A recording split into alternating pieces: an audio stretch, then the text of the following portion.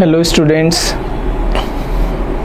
Last class में हमने factorisation से रिलेटेड कुछ चीज़ें देखी थी, जिसके अंदर हम लोग नंबर ऑफ फैक्टर्स वगैरह काउंट करना सीख रहे थे।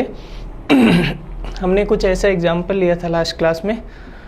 तो हमने उस क्लास में देखा था कि कुछ 576 के factors, number of factors, number of even factors, number of odd factors, ऐसे कुछ चीज़ें हमने देखी थी।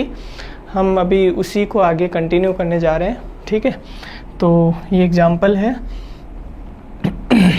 यहाँ पर हमें दे रखा है एक equation f(x) = x³ + 4x² - 2x + 1296, और हमें इस क्वेश्चन में बोला गया है कि ये पूरा का पूरा नंबर है, ये पूरा का पूरा जो इक्वेशन है ये x से डिविजिबल है, ठीक है। ये x से डिविजिबल है,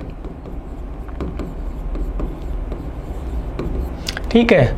तो हमें यहाँ पर possible values of x find करनी है, ठीक है। तो इसका क्वेश्चन ये दे रखा है हमें। तो इसका बेसिकली मतलब ये है, जैसे मैं इसको एक बार फिर से लिखता हूँ, f(x) = x³ + 4x² - 2x + 1296, ठीक है। तो अभी ये जो क्वेश्चन दे रखा है, इसमें हमें बोला गया है कि ये x से डिविजिबल है, मतलब कि ये जो पूरा का पूरा जो ये फंक्शन दे रखा है, इसमें x का भाग जा रहा होगा, ठीक है। तो इसमें जो इतना वाला पोर्शन जो दे रखा है, कौन सा, ये इतना वाला है ना, इसमें तो देखेंगे अपन, यहाँ पर देखो इसमें से पूरा अपन x कॉमन ले सकते हैं। तो अंदर की साइड में क्या बच जाएगा, x² प्लस में 4x माइनस में 2, ठीक है। और जो इसके आगे वाला 1296 है, उसमें से x कॉमन नहीं आ सकता, ठीक है। और क्वेश्चन में बोला गया है कि ये जो पूरा का पूरा इक्वेशन है ये x से डिविजिबल है, ठीक है। तो इसका मतलब ये x से पूरा का पूरा डिविजिबल है। तो यहाँ से पता चल रहा है कि अगर हम इसमें x का भाग देंगे तो यहाँ से x से कट जाएगा। इसका मतलब कि जो ये इतना जो सेगमेंट है, ये तो पूरा का पूरा x से डिविजिबल है, क्योंकि हमें पता चल रहा है यहाँ से। बट ये 1296 है, ये x से डिविजिबल है या नहीं है, अपने को ऐसी वैल्यू चेक करनी है जिसका 1296 में पूरा भाग जाता है और रिमाइंडर है वो 0 आएगा, ठीक है। तो बेसिकली इस क्वेश्चन में हमें करना क्या है, हमें 1296 के नंबर ऑफ फैक्टर्स निकालने हैं, यानी वो फैक्टर्स, वो नंबर्स जिनका 1296 में पूरा भाग जाता है और भाग देने पर शेषफल है वो 0 बचेगा, ठीक है। तो हमने लास्ट क्लास में जो किसी भी नंबर के नंबर ऑफ फैक्टर्स निकालने की कुछ चीज़ें देखी थी। मैंने आपको बताया था कि जो भी नंबर दे रखा है, यहाँ पर दे रखा है 1296, तो हमें क्या करना है, 1296 के फैक्टराइजेशन करना है, ठीक है। तो देखो, इसका फैक्टराइजेशन करके मैं बताऊँ आपको। तो 1296 है, ये बेसिकली ये 36 का स्क्वायर होता है, ठीक है। और 36 होता है, उसको हम क्या लिख सकते हैं, 2 × 2 × 3 × 3। तो ये बेसिकली इसका पूरे का स्क्वायर है, ठीक है। तो यहाँ से क्या बन रहा है अपने पास में, 2 की पावर 2 बन रही है, इंटू में 3 की पावर 2 बन रही है, और इसका ये पूरे का स्क्वायर है। तो यहाँ से क्या हो जाएगा, अब देखो मैंने आपको लास्ट क्लास में एक और चीज़ बताई थी कि अगर पावर की अगर पावर दे रखी है तो वो आपस में मल्टीप्लाई हो जाएंगे।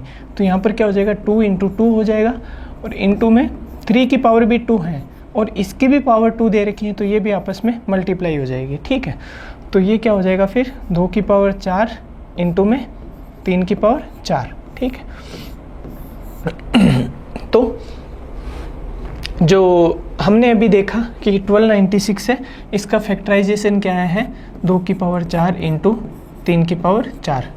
अभी मैं इसको आपको थोड़ा सा क्लेरिफाई करके बता देता हूँ। तो इसको मैं एक बार मिटा रहा हूँ पूरे को, ठीक है। तो अभी देखो 1296 है, इसका हम फैक्टराइजेशन करेंगे, है ना। तो 1296 में सबसे छोटा नंबर जिसका भाग देंगे वो 2 है, तो 2 का 12 में भाग देंगे 6, और इधर आ जाएगा 648, ठीक है। फिर 2 में वापस देंगे तो ये आ जाएगा 324, फिर 2 का भाग देंगे यहाँ पर तो ये आ जाएगा 162, फिर 2 का भाग देंगे तो आ जाएगा 81, फिर 3 का भाग जाएगा क्योंकि अभी 81 है, 81 में 2 का भाग नहीं जा रहा होगा तो हम क्या करेंगे, हम 3 का भाग देंगे ना। तो 3 का भाग देंगे तो यहाँ पर आएगा 27, फिर हम 3 का भाग देंगे तो 9 आएगा, फिर 3 का भाग देंगे तो 3 आएगा, और फिर 3 का भाग देंगे तो 1 आएगा। ठीक है, ये इसका पूरा का पूरा अभाज्य गुणनखंड हो गया। ठीक है, प्राइम फैक्टराइजेशन इसको बोलते हैं। इससे हम किसी भी नंबर को इस फॉर्म में लिखने के लिए यहाँ से अपने पास में वैल्यूज आ जाती हैं। ठीक है, तो अभी देखो यहाँ से नंबर ऑफ टूज कितने हो गए, एक तो ये रहा, एक ये रहा, एक ये रहा, एक ये रहा, तो 2 की पावर कितनी होगी, 4 होगी। ठीक है, और फिर 3 हो गया, 3 हो गया, 3 हो गया, 3 हो गया, यहाँ से 3 भी कितने हैं, 4 हैं, तो 3 की पावर कितनी होगी, 4, और इन दोनों को अपन मल्टीप्लाई करेंगे। ठीक है, तो मैंने भी यहाँ पर यही लिखा है कि 2 की पावर 4 इंटू 3 की पावर 4। ठीक है, तो ये हमने इसका फैक्टराइजेशन निकाल लिया है ना। इसको मैं यहाँ से इरेज कर रहा हूँ। तो हमने इसका 2 की पावर 4 इंटू 3 की पावर 4 अपने पास में आ गया 1296। अभी हमसे पूछा क्या गया था कि ये जो नंबर है 1290, ये पूरा का पूरा इक्वेशन है, ये x से डिविजिबल है, और हमने देख लिया था कि जो x³ plus 4x² minus 2x था, ये तो यहाँ से x से डिविजिबल हो रहा था क्योंकि इसमें तो x है, वो एक इसका फैक्टर हो जाएगा, उसमें से हमने x है वो पूरा का पूरा कॉमन ले लिया था। बट हमें चेक करना है कि 1296 में x का भाग जाना चाहिए, तो हमें x की वो पॉसिबल वैल्यूज़ पूछी हैं जिसमें रिमाइंडर है वो 0 आए, यानी 1296 के फैक्टर्स पूछे हैं बेसिकली। तो अभी देखो 1296 का हमने फैक्टराइजेशन किया है। ये मैंने आपको लास्ट क्लास में बताया था कि नंबर ऑफ फैक्टर्स हैं वो क्या होते हैं, उसका फॉर्मूला क्या होता है। यहाँ पर जो पावर्स दे रखी हैं उसमें अपन +1 ऐड करेंगे। ठीक है, तो सबसे पहले 4 दे रखा है तो 4 में +1 किया। ठीक है, और फिर बाद में दूसरे में ये क्या बोलते हैं 3 की पावर भी 4 दे रखी है तो हम उसमें भी 4 के अंदर +1 करेंगे और इन सबको मल्टीप्लाई कर देंगे अपन। ठीक है, तो यहाँ से क्या आ जाएगा, 5 इंटू 5 कितना आ जाएगा, 25 आ जाएगा ना। तो अभी क्वेश्चन के अकॉर्डिंग जो x की 25 वैल्यूज ऐसी हैं जिससे ये पूरा का पूरा इक्वेशन है ये x से डिविजिबल हो जाएगा। ठीक है, अभी हमसे क्वेश्चन में ये चीज़ भी पूछी जा सकती थी कि जो x है, x की ऐसी वैल्यूज़ बताओ इस इक्वेशन के लिए, यानी कि जो f(x) = x³ plus 4x² minus 2x plus 1296 है, ये x से डिविजिबल है, और x की ऐसी वैल्यू पूछे जो कि परफेक्ट स्क्वायर है। ठीक है, तो मैंने आपको लास्ट क्लास में बताया था कि परफेक्ट स्क्वायर के लिए हम क्या करेंगे, यहाँ पर जो भी अपने पास में जो इसका फैक्टराइजेशन करके जो ये जो अपने पास में वैल्यूज आई हैं, हम इसको 2 की स्क्वायर के फॉर्म में लिखेंगे। ठीक है, तो यहाँ से देखो ये 2 की पावर 4 इंटू 3 की पावर 4 है, मैं इसको ऐसे भी लिख सकता हूँ 2 का स्क्वायर की पावर 2 इंटू में 3 का स्क्वायर की पावर 2। क्यों? क्योंकि मैंने अभी थोड़ी देर पहले भी आपको बताया था कि जो पावर की पावर होती है वो आपस में मल्टीप्लाई हो जाएंगे ना।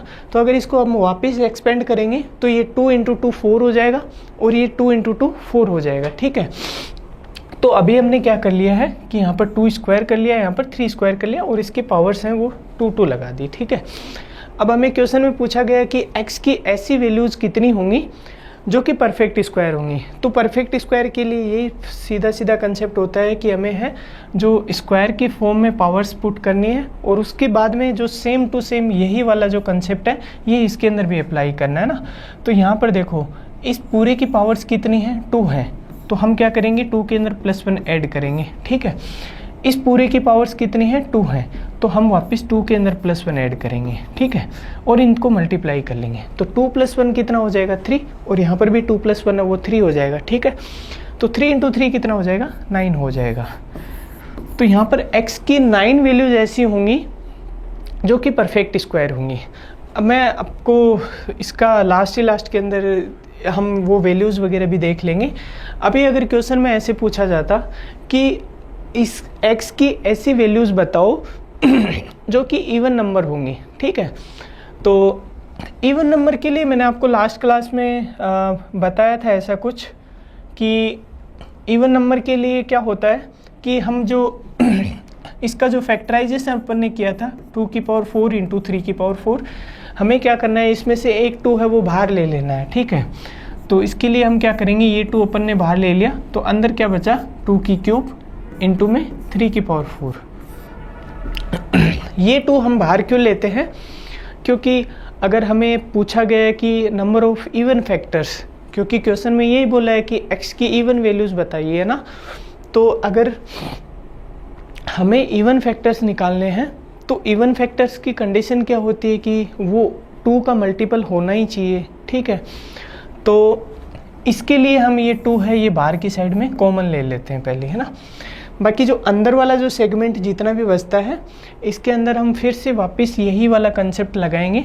तो हम क्या करेंगे, इसकी जो पावर्स हैं उनमें +1 ऐड करते हुए चलेंगे और सबको मल्टीप्लाई करेंगे, ठीक है। तो 3 + 1 कितना हो गया 4, और 4 + 1 हो गया 5। इन दोनों को मल्टीप्लाई करेंगे तो आंसर कितना आ जाएगा 20, ठीक है। अभी हमें क्वेश्चन में ऐसे भी बोला जा सकता है कि x की ऐसी वैल्यूज़ बताइए जो कि ओड नंबर हो, ठीक है। तो ओड नंबर के लिए क्या कंसेप्ट था कि हम क्या करेंगे, 2 की जितनी भी पावर्स होंगी, यहाँ पर पावर्स कितनी आ रही थी अपने पास में 2⁴ इंटू 3⁴ में। तो जब ऐसा क्वेश्चन पूछा जाए हमसे कि नंबर ऑफ ओड फैक्टर्स पूछे जाएं, तो यहाँ से क्या है कि जो हम इसका प्राइम फैक्टराइजेशन करते हैं, इसमें जितनी भी 2 की पावर्स होती हैं उन सबको अपन गायब कर देंगे। हमें 2 की पावर जितनी भी हैं उनको कंसीडर ही नहीं करना है क्वेश्चन में। किस कंडीशन में, जब हमें क्वेश्चन में ऐसे पूछा जाए कि नंबर ऑफ ओड फैक्टर्स कितने होंगे, तो उस कंडीशन में हमें 2 की पावर को कंसीडर ही नहीं करना है। तो यहाँ पर इस क्वेश्चन में 2 की पावर्स के अलावा पावर्स कौन सी बचेंगी, तो ओनली 3⁴ अपने पास में बच रही है, ठीक है। तो हम क्या करेंगे, इसके अंदर भी सेम टू सेम वही फॉर्मूला अप्लाई करेंगे। हम पावर में +1 ऐड करेंगे, ठीक है, और यहाँ से कितना आ जाएगा आंसर 5, ठीक है। तो देखो नंबर ऑफ इवन फैक्टर्स अपने पास में कितने आए थे 20 आया था, नंबर ऑफ ओड फैक्टर्स कितने आए थे 5 आया ना। तो जो भी फैक्टर्स होंगे वो या तो इवन होंगे या फिर ओड होंगे। तो इसका मतलब कि नंबर ऑफ इवन फैक्टर्स और नंबर ऑफ ओड फैक्टर्स हैं, इन दोनों का सम है वो टोटल नंबर ऑफ फैक्टर्स के इक्वल होना चाहिए, ठीक है।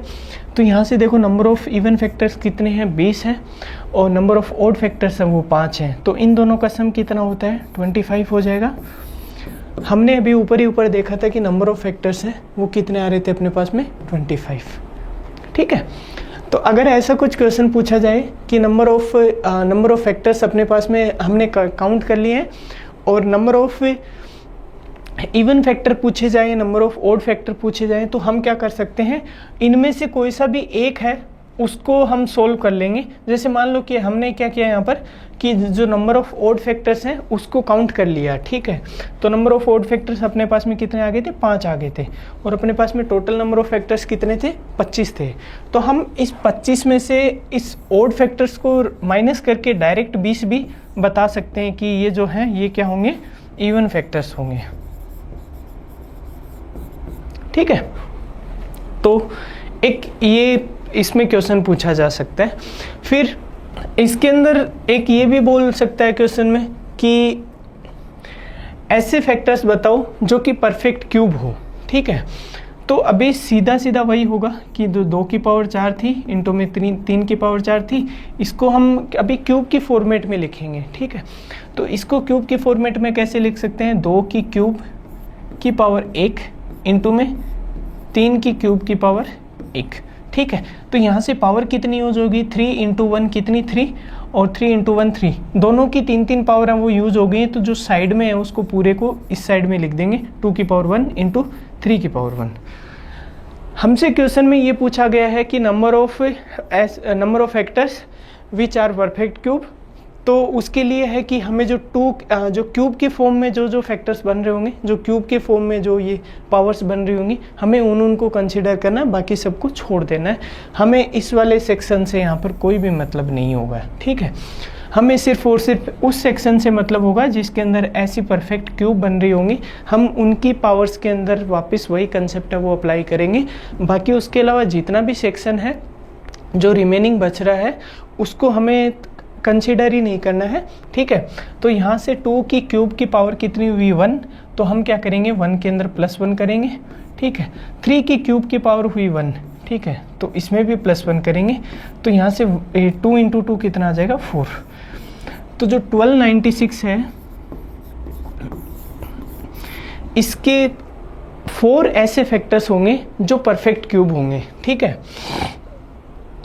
अगर मैं इस परफेक्ट क्यूब वाले के अगर आपको बताऊं कि कौन कौन से जो नंबर्स होंगे वो परफेक्ट क्यूब होंगे, तो देखो हमारे पास में क्वेश्चन में क्या दे रखा था, 2 की पावर 4 × 3 की पावर 4 दे रखा था, ठीक है।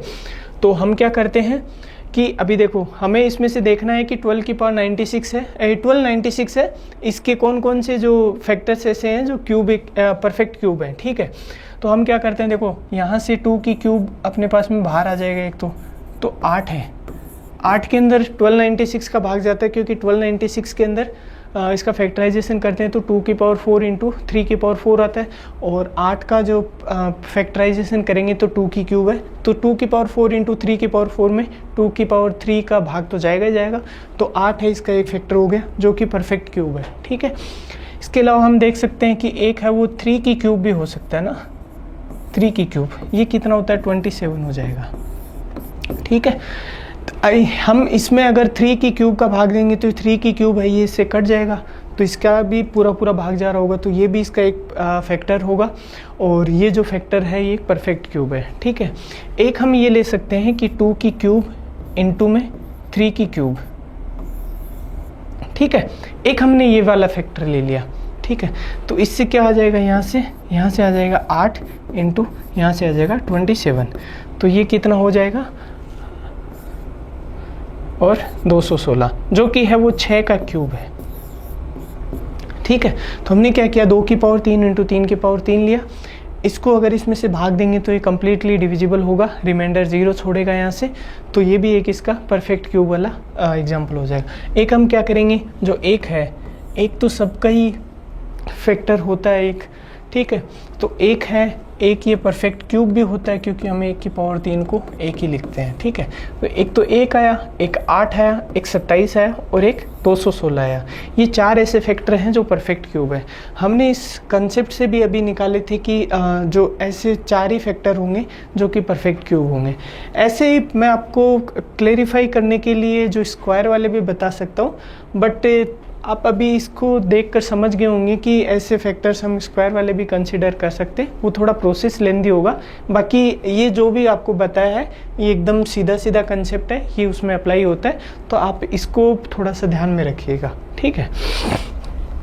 भाई कुछ चीज़ें हैं जो आपको अगर आप डायरेक्ट उनको यूज़ में लेना चाहो तो ले सकते हो, जैसे जो कोई भी परफेक्ट स्क्वायर होता है, जैसे मान लो कि 144 है 144 होता है, ये 12 का स्क्वायर होता है ना। तो देखो इसके कुछ ना कुछ फैक्टर्स होंगे जिनको हम असेंडिंग ऑर्डर में लिखेंगे। अगर असेंडिंग ऑर्डर में लिखेंगे तो मान लो कि यहाँ से 1 से स्टार्ट होंगे और ये 144 तक जाएंगे, ठीक है। ये 144 है, इसका लास्ट फैक्टर होगा, 1 है, इसका फर्स्ट फैक्टर होगा। हम इसका फैक्टराइजेशन करके एक बार नंबर ऑफ फैक्टर्स निकाल लेते हैं। तो देखो 12 का फैक्टराइजेशन करेंगे तो क्या हो जाएगा, 2 का स्क्वायर इंटू में 3, और इसका पूरे का स्क्वायर दे रखा है अपने को, ठीक है। तो अभी ये कितना हो जाएगा, 2 की पावर 4 इंटू में 3 की पावर 2, तो यहाँ से कितना आ जाएगा 4 + 1 इंटू में 2 + 1, तो 4 + 1 5, 2 + 1 3, तो 5 इंटू 3 कितना आ जाएगा 15, ठीक है। तो 144 के टोटल फैक्टर्स कितने होंगे, 15 फैक्टर होंगे, ठीक है। तो देखो यहाँ से 1 से स्टार्ट हुआ है और 144 तक जाएगा, 144 है इसका लास्ट फैक्टर होगा, है ना। तो अभी देखो मैं जो चीज़ बता रहा था वो ये थी कि जो ये 12 है ना, ये 12 यहाँ पर बीच में आएगा। इस 12 से लेकर 144 के बीच में जितने भी इसके फैक्टर्स होंगे, मतलब उसको मैं एक नंबर कंसीडर कर लेता हूँ कि मान लो कि यहाँ पर टोटल p फैक्टर्स होंगे जो कि 144 और 12 के बीच में होंगे, ठीक है, जिनकी वैल्यू है वो 12 से तो ज़्यादा होगी और 144 से कम होगी। ऐसे फैक्टर हैं वो p है, ठीक है। और मज़े की बात यह है कि 1 और 12 के बीच में भी इतने ही फैक्टर्स होंगे p जिनकी वैल्यू जो इसके 144 के फैक्टर्स होंगे, ठीक है। तो हमें अगर ऐसा कुछ दे रखा हो कि 144 है और इसकी हमें ना क्या बोले कि 12 इसका मिडल वाला जो वो है फैक्टर, और हमें इससे अगर डायरेक्ट कुछ निकालना हो तो हम इनके बीच के जो फैक्टर्स हैं उनको मल्टीप्लाई करेंगे 2 से, और प्लस में एक ये वाला अपन कंसीडर नहीं कर रहे हैं, ये वाला कंसीडर नहीं कर रहे हैं, ये वाला कंसीडर नहीं कर रहे हैं, तो हम इन तीनों को एक्स्ट्रा में ऐड कर देंगे, तो इसका 2p + 3 आंसर आ जाएगा।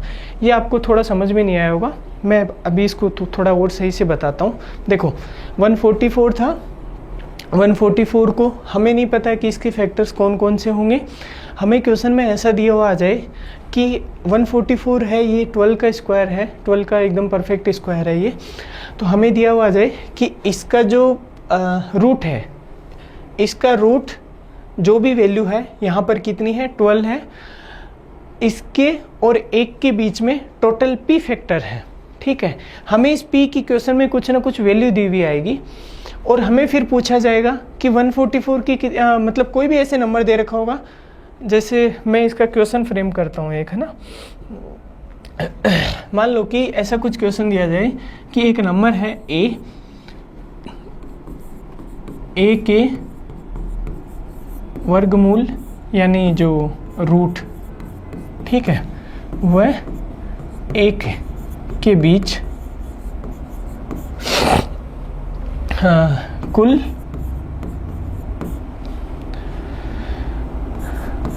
7 फैक्टर्स हैं,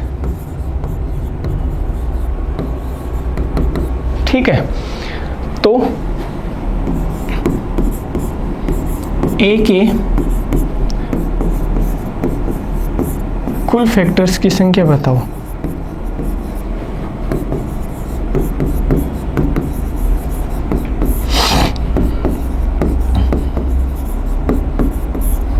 ठीक है, अभी ये एक है, ये एक अपने को क्वेश्चन दिया है ना। तो अब देखो इस क्वेश्चन में हमारे पास में जो न्यूमेरिक वैल्यू है वो सिर्फ और सिर्फ ये 7 दे रखी है यहाँ पर। बाकी इस क्वेश्चन में कुछ भी नहीं बताया कि नंबर कौन सा है, क्या नंबर है, ऐसा कुछ भी नहीं बोला गया। तो हमें ऐसे क्वेश्चंस को कैसे सॉल्व करना है, तो उसके लिए मैंने आपको ये जो पहले वाला कंसेप्ट बताया था, 144 है, ये एक परफेक्ट स्क्वायर है। इस क्वेश्चन में बोला क्या गया है कि a के वर्गमूल, इसका मतलब कि a भी है वो एक परफेक्ट स्क्वायर होगा, क्योंकि अगर इसका वर्गमूल हो रहा है इसका मतलब, और ये हम फैक्टर्स वाली बात पढ़ रहे हैं, तो इसके अंदर सीधी सी बात है कि अगर a के वर्गमूल अगर यहाँ पर कंसीडर करने को बोल रखा है तो इसका मतलब कि a है वो एक परफेक्ट स्क्वायर ही होगा, और ये क्वेश्चन में मेंशन भी होगा कि a है एक परफेक्ट स्क्वायर है, ठीक है।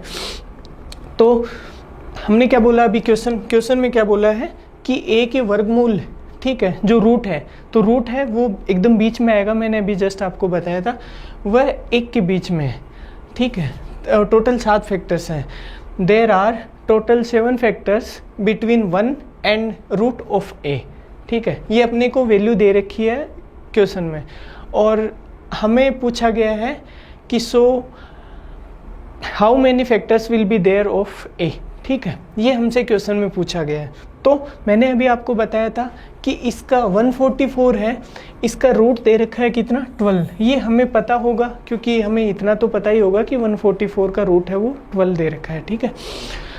तो अब 1 और 12 के बीच में कितने फैक्टर्स हैं, p, और 12 और 144 के बीच में भी p ही होंगे। मैं इसका भी आपको प्रूफ दूंगा 144 वाले एग्जाम्पल का। तो हमें अगर क्वेश्चन में इस p की वैल्यू दी हुई हो तो मैं डायरेक्ट निकाल सकता हूँ कि p की वैल्यू यहाँ से दे रखी है, तो p यहाँ से हो जाएंगे फैक्टर्स, p यहाँ से हो जाएंगे, और प्लस में 1, 12 और 144 हैं, ये 3 फैक्टर्स हैं, ये अपन ने कंसीडर नहीं किए हैं, तो इनको अपन प्लस में 3 एक्स्ट्रा में ऐड कर देंगे। तो कोई भी परफेक्ट स्क्वायर होगा उसमें अगर जो उसका रूट है और 1 के बीच में अगर हमें फैक्टर्स की संख्या दी हुई है तो हम उसका डायरेक्टली भी नंबर ऑफ फैक्टर्स इस फॉर्मूले से निकाल सकते हैं।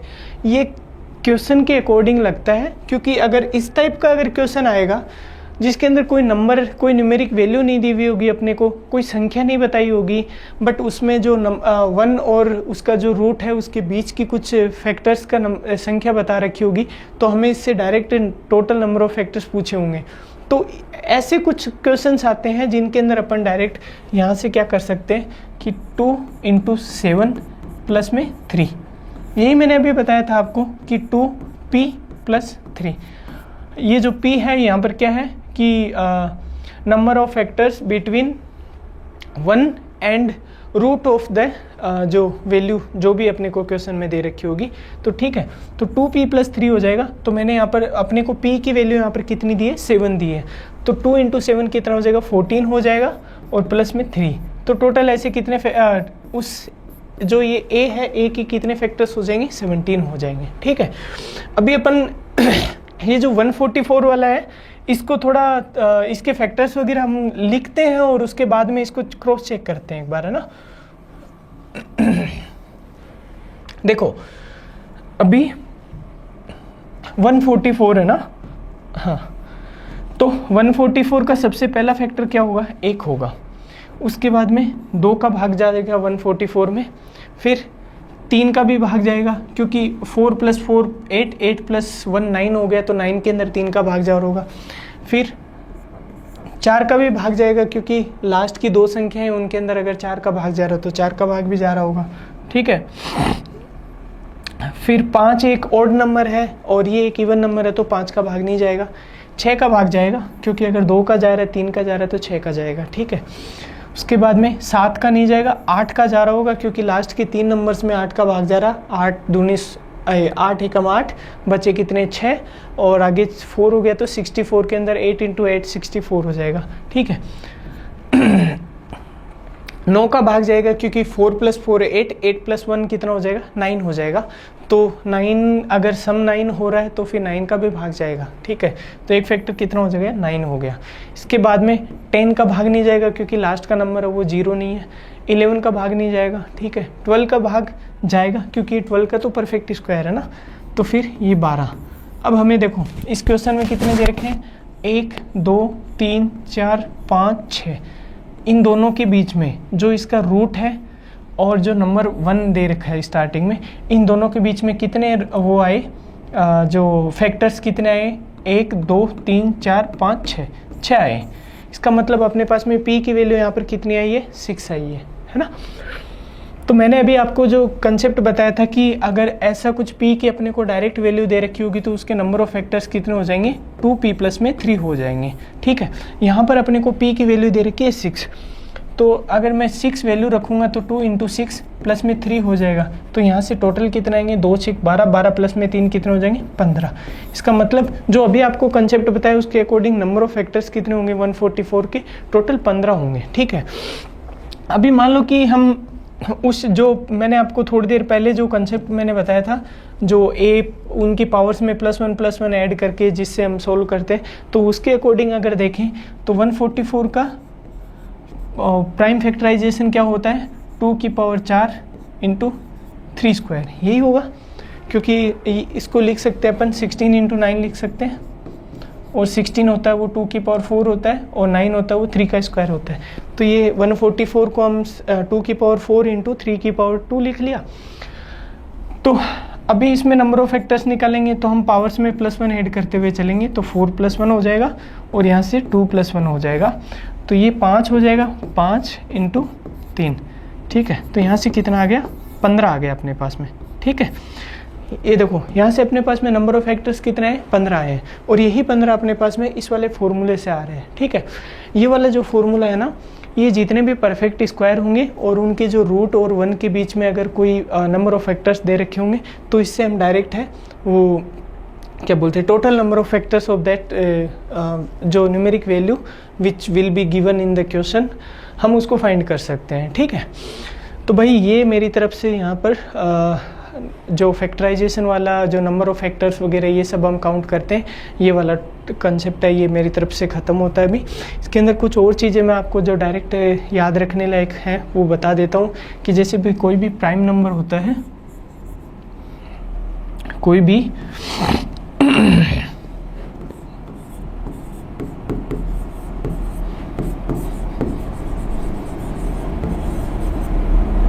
भी प्राइम नंबर होता है, प्राइम नंबर के जो फैक्टर्स होते हैं वो सिर्फ 2 ही फैक्टर्स होते हैं। ठीक है, प्राइम नंबर के फैक्टर्स होते हैं वो सिर्फ 2 ही होते हैं। क्यों?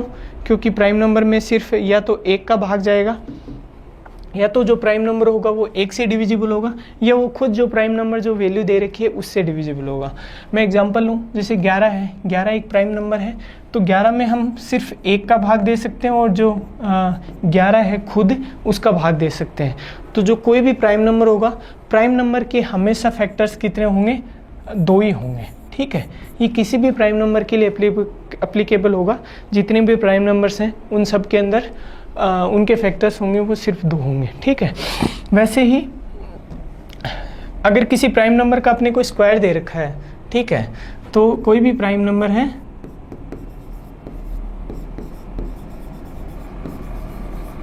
इसका अपने को स्क्वायर दे रखा है क्वेश्चन में, ठीक है, और हमें इसके फैक्टर्स, नंबर ऑफ फैक्टर्स पूछे जाए, तो इसके फैक्टर्स होते हैं वो हमेशा 3 होते हैं। इसके फैक्टर्स होते हैं वो हमेशा 3 होते हैं, ठीक है। ये कुछ चीज़ें ऐसी हैं जो याद रखने वाली, अगर क्वेश्चन में डायरेक्ट क्वेश्चन है तो हम इससे कर सकते हैं।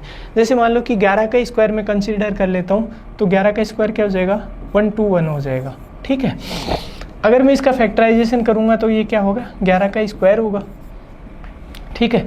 हम उसमें वापस वही फॉर्मूला अप्लाई करेंगे, तो 2 की यहाँ पर पावर 2 दे रखी, तो उसमें +1 ऐड हो जाएगा। अब 11 के मल्टीपल में और कुछ नहीं है, तो इन्हीं पावर्स को हम, इन्हीं जो इस वैल्यू को हम कंसीडर करेंगे, तो ये कितना आ जाएगा, 3 आ जाएगा। ऐसे मान लो कि 19 होता है, 19 की पावर 2 कितनी होती है, 19 का स्क्वायर कितना होता है, 361 होता है। 361 को अपन क्या लिख सकते हैं, 19 का स्क्वायर लिख सकते हैं, ठीक है। तो ये 361 है, ये किसी भी कोई प्राइम नंबर है उसका स्क्वायर ही दे रखा है ये क्वेश्चन में। तो अब देखो 19 का स्क्वायर अपने पास में इसका फैक्टराइजेशन करने पर आ गया। अब इसमें भी वापस वही जो नंबर ऑफ फैक्टर्स के लिए हम पावर में +1 ऐड करेंगे, तो कितना आएगा, नंबर ऑफ फैक्टर्स 3 आएगा। फिर जैसे 17 ले लेते हैं, 17 का स्क्वायर कितना होता है, 289 होता है। तो 289 है, ये क्या है, 17 का स्क्वायर है। तो हम यहाँ पर इसके नंबर ऑफ फैक्टर्स निकालेंगे तो वो कितना आ जाएंगे, 2 + 1 = 3 आ जाएंगे, ठीक है। तो इससे क्या क्लियर हुआ कि जो कोई भी प्राइम नंबर, अगर प्राइम नंबर का अपने को स्क्वायर दे रखा है और हमें उसके नंबर ऑफ फैक्टर्स पूछें, तो हमेशा कितने होंगे, 3 होंगे, ठीक है।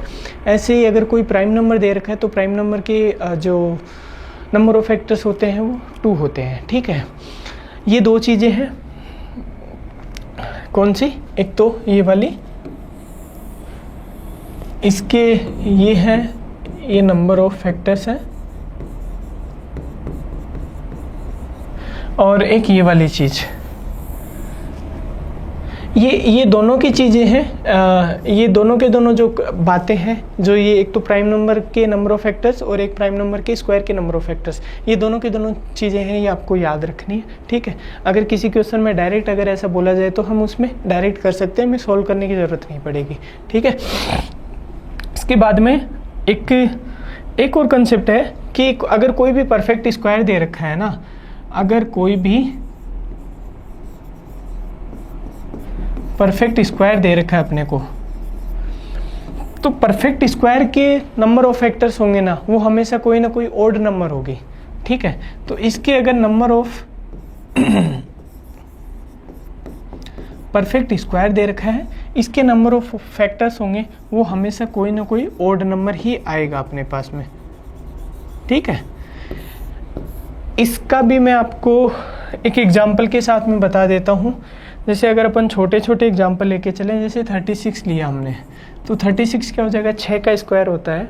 तो 36 को हम क्या लिख लेंगे, 2 का स्क्वायर इंटू में 3 का स्क्वायर, क्योंकि 36 होता है वो 4 × 9 होता है, तो उसको 2 स्क्वायर इंटू 3 स्क्वायर लिख लेंगे। हम इसमें नंबर ऑफ फैक्टर्स निकालेंगे, तो हम क्या करेंगे, 2 + 1 इंटू में 3 2 + 1 इंटू में 3 की पावर कितनी है, 2 + 1, ठीक है। तो 3 × 3 कितना हो जाएगा, 9 है, ये एक ऑड नंबर है, ठीक है। तो यही ऑड नंबर आएगा, मतलब कोई ये परफेक्ट स्क्वायर दे रखा है, इसके नंबर ऑफ फैक्टर्स हैं वो कोई ना कोई ऑड नंबर आएगा। वैसे ही हमें दिया जाए कि 49 तो छोड़ो उसको, हमें कुछ और बोला जाए, 144 ही ले लेते हैं। 144 के हमने अभी थोड़ी देर पहले जो फैक्टर्स हैं वो काउंट किए थे, कहाँ गए वो, हाँ ये रहा 15 हमने काउंट किए थे 144 के। तो मैं यहाँ पर 144 की डायरेक्ट 2 की पावर 4 इंटू में 3 का स्क्वायर, तो इसको लिख रहा हूँ 4 + 1 इंटू में 2 + 1, तो इसकी कितने आ जाएंगे 15 आ गए हैं। तो 15 भी एक और नंबर है, ठीक है। तो ऐसे अगर कोई भी परफेक्ट स्क्वायर हो उसके नंबर ऑफ फैक्टर्स होंगे वो हमेशा कोई ना कोई ऑड नंबर ही होगी, ठीक है।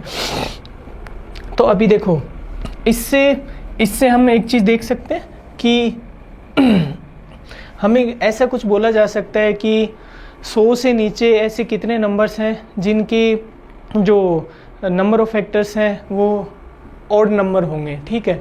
तो जो स्क्वायर वाली वैल्यूज होंगी उन सबको हम कंसीडर करेंगे। तो 100 से नीचे एक तो 1 हो जाएगा, एक हो जाएगा 4 हो जाएगा, एक 9 हो जाएगा, एक 16 हो जाएगा। मैं एक बार लिख ही देता हूँ उनको, क्योंकि 100 से नीचे जो स्क्वायर वाली वैल्यूज़ हैं वो क्या क्या आती है, 1 आती है, 4 आती है, 9 आती है, 16 आती है, 25 आती है, 36 आती है, 49 आती है, 64 आती है, 81 आती है, ठीक है। इसके बाद में आगे 100 आएगी जो कि 100 के इक्वल हो जाएगी, तो हम इसको कंसिडर नहीं करेंगे। हम 100 से नीचे वाली कितनी ऐसी वैल्यूज़ हैं जिनके नंबर ऑफ फैक्टर्स हैं वो ओड नंबर होंगे। तो देखो 1 2 3 4 5 6 7 8 9, तो ऐसे टोटल 9 ऐसे नंबर्स होंगे जिनके नंबर ऑफ फैक्टर्स होंगे वो ओड नंबर होंगे, ठीक है। ऐसे हमें क्वेश्चन में दिया जा सकता है कि जो 1000 से नीचे ऐसे कितने नंबर्स हैं जिनके नंबर ऑफ फैक्टर्स हैं वो कोई ओड नंबर होंगे।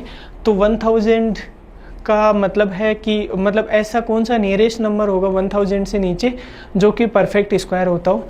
तो देखो भाई 30 का स्क्वायर होता है वो होता है 900, ठीक है। तो 31 का स्क्वायर जो होता है वो लास्ट स्क्वायर ऐसा होगा क्योंकि इसके आगे 32 का स्क्वायर आएगा, वो कितना हो जाएगा 1024 हो जाएगा जो कि ग्रेटर देन है 1000, ठीक है। तो ऐसे कितने नंबर हो जाएंगे, तो ऐसे 31 नंबर ऐसे हो जाएंगे जो कि 1000 से नीचे हैं जिनकी वैल्यू और उनके नंबर ऑफ फैक्टर्स हैं वो ओड नंबर होंगे, ठीक है। तो ये यहाँ तक मेरा जो फैक्टराइजेशन वाला जो चीज़ें थी वो सारी की सारी मैंने बता दी आपको। इससे आपके लगभग सारे के सारे क्वेश्चन है वो हो जाएंगे ऑलमोस्ट, ठीक है। अभी हम नेक्स्ट जो टॉपिक है वो पढ़ने वाले हैं फैक्टोरियल का, ठीक है। फैक्टोरियल के बारे में आपने नॉर्मली चीज़ें तो सुनी होंगी, मैं फैक्टोरियल को थोड़ा और अच्छे से आपको एक्सप्लेन करूँगा। देखो फैक्टोरियल होता है, फैक्टोरियल को पहले हम एक्सपेंड कैसे करते हैं। फैक्टोरियल बेसिकली एक ऐसा कोई नंबर होता है जिसको हम उससे लोअर वैल्यू जो भी होंगे उन सबको आपस में मल्टीप्लाई करते हुए चलेंगे जो कि सीरियल वाइज नंबर होनी चाहिए। जैसे मैं अगर एक एग्जांपल लूँ, पहले मैं एकदम बेसिक जो इसका लिखूँ, तो जैसे n फैक्टोरियल, एक तो फैक्टोरियल को ऐसे भी लिखते हैं या फिर फैक्टोरियल को ऐसे भी लिखते हैं, ठीक है। ये दोनों के दोनों फैक्टोरियल को लिखने के निशान है, ठीक है। तो हम इसको अगर सॉल्व करते हैं तो ये क्या होता है n इंटू n-1 इंटू में n-2 into n-3 into n-4, ये ऐसे चलता रहेगा। कहाँ तक लास्ट वाला नंबर है वो 1 ना आ जाए वहाँ तक ये पूरा का पूरा एक्सपेंड होता है। फैक्टोरियल का मतलब ये होता है। जैसे अगर मैं कुछ एग्जांपल बताऊँ तो 1 फैक्टोरियल है, 1 फैक्टोरियल क्या हो जाएगा, क्योंकि 1 में n की वैल्यू डायरेक्ट ही 1 आ जाएगी और 1 तक ये चला गया तो 1 फैक्टोरियल 1 हो जाएगा। फिर 2 फैक्टोरियल है, 2 फैक्टोरियल हो जाएगा 2 इंटू 1, ठीक है। फिर हो जाएगा 3 फैक्टोरियल है, वो हो जाएगा 3 इंटू 2 इंटू 1। फिर 4 फैक्टोरियल है, वो हो जाएगा 4 इंटू 3 इंटू 2 इंटू 1, ठीक है। फिर 5 फैक्टोरियल हो जाएगा 5 इंटू 4 इंटू 3 इंटू 2 इंटू 1, ठीक है।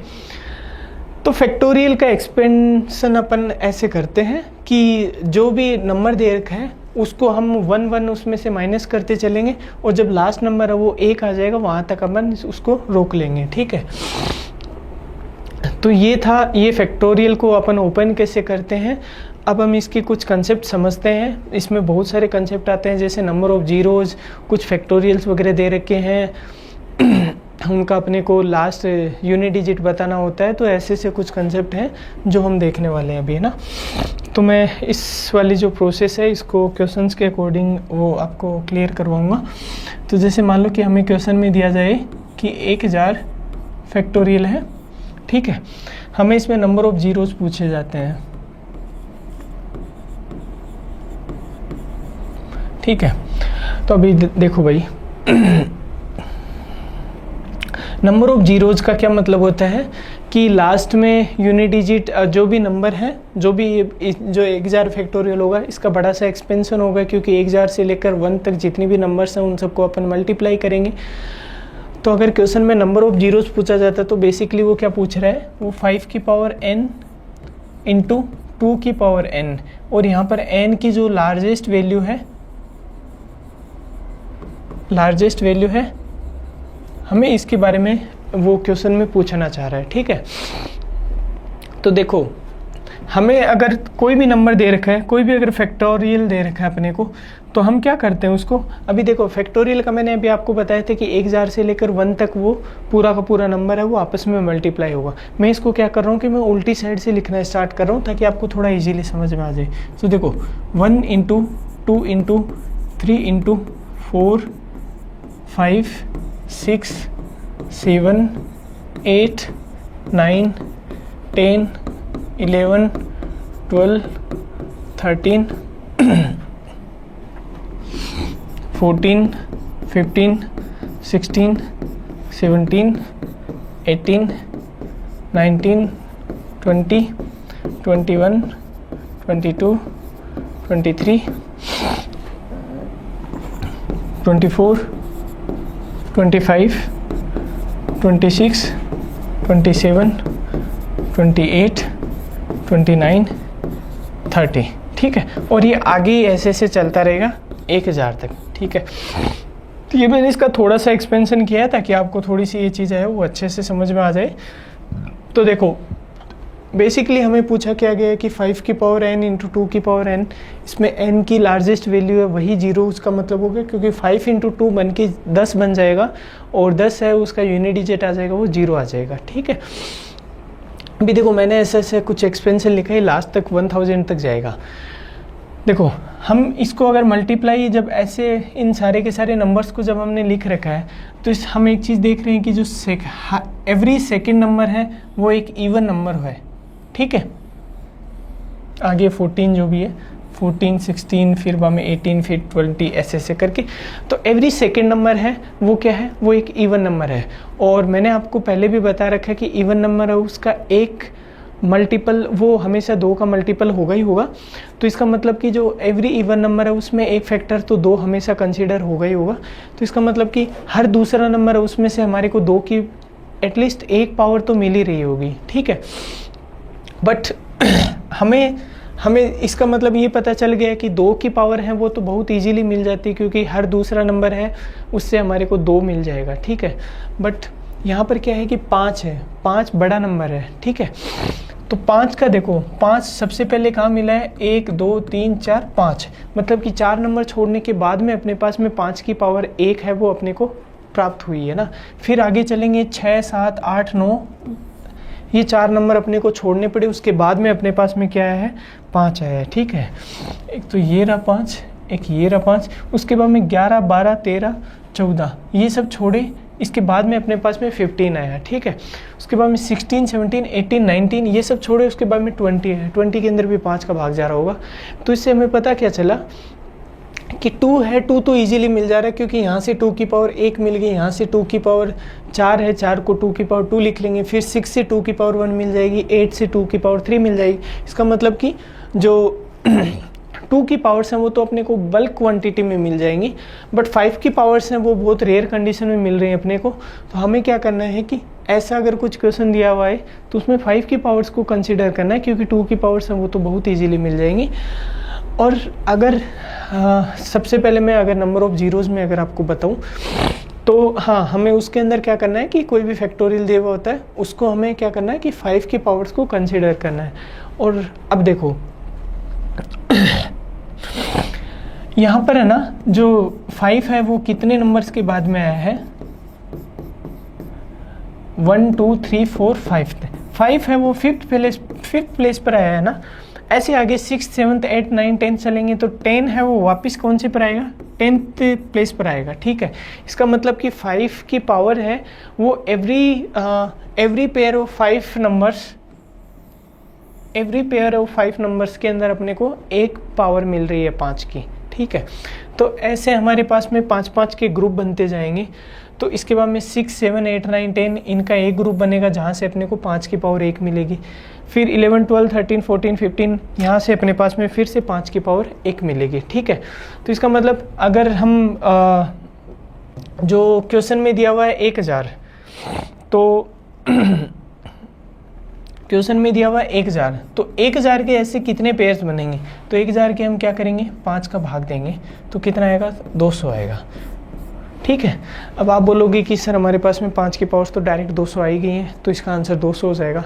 बट जैसे 25 है, अब 25 क्या होगा, 25 को हम 5 का स्क्वायर लिखते हैं, तो यहाँ से 25 हो गया, फिर 50 हो गया, फिर 75 हो गया, फिर 100 हो गया, फिर 125 हो गया।